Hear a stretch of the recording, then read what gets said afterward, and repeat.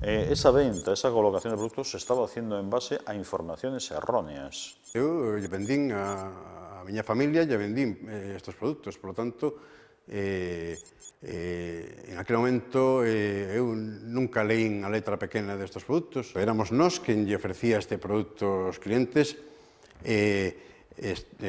cumplindo con obxectivos que nos mandaban, non, desde a alta dirección. Era así. A presión era a de vender todo o que che poñían diante, non? Che gustara ou non che gustara, non? En las preferentes había unos objetivos que había que alcanzar por oficina y que si no se alcanzaban se presionaban para que se cubrieran.